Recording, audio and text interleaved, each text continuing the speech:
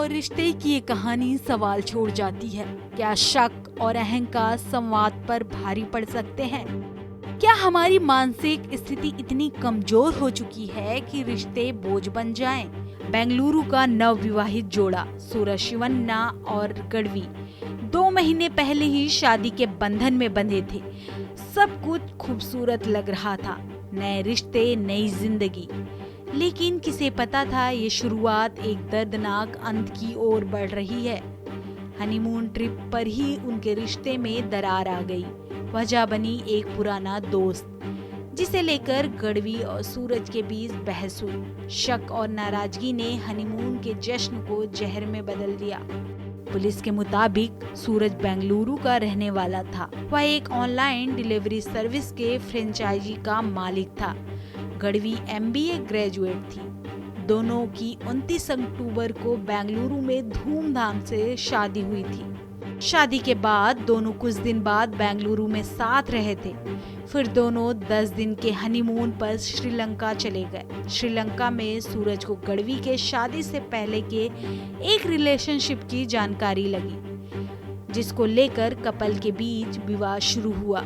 फिर दोनों 5 दिन में ही हनीमून छोड़कर बेंगलुरु लौट आए। हनीमून से लौटने के बाद दोनों के परिवार ने सुलह की कोशिश की, लेकिन बात नहीं बनी।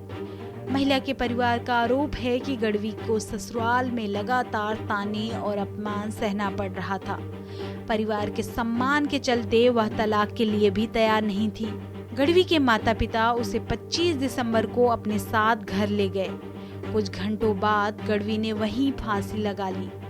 उसे अस्पताल में भर्ती कराया गया, जहां इलाज के दौरान उसकी मौत हो गई। गढ़वी के परिवार ने सूरज और उसके परिजनों के खिलाफ FIR दर्ज कराई। पुलिस के मुताबिक केस दर्ज होने के बाद सूरज अपनी मां जयंती और भाई संजय के साथ बेंगलुरु से निकल गया। तीनों पहले हैदराबाद गए और फिर 26 दिसंबर को नागपुर पहुंचे। रात करीब 9:30 पर उन्होंने एक होटल में 2 कमरे बुक किए।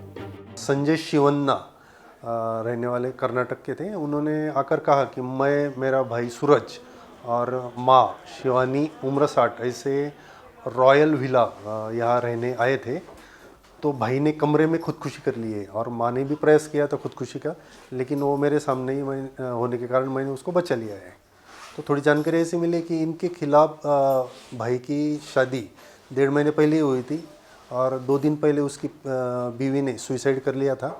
और उनके खिलाफ केस दर्ज होने के कारण, मनस्थिति ठीक न होने के कारण वो नागपुर आए थे और यहाँ आकर भाई ने, सूरज ने सुसाइड कर लिया। सूरज महाराष्ट्र के नागपुर स्थित एक होटल में पहुंचा और वहीं खुदकुशी कर ली।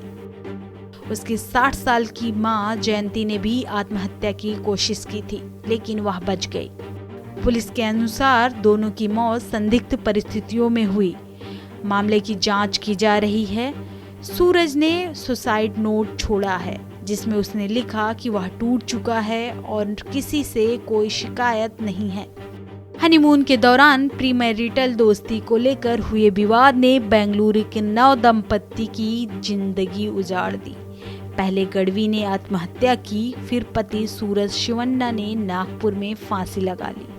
दहेज उत्पीड़न के आरोप और प्रत्यारोप के बीच जांच कई राज्यों में चल रही है, जबकि दोनों परिवार शोक में डूबे हुए हैं।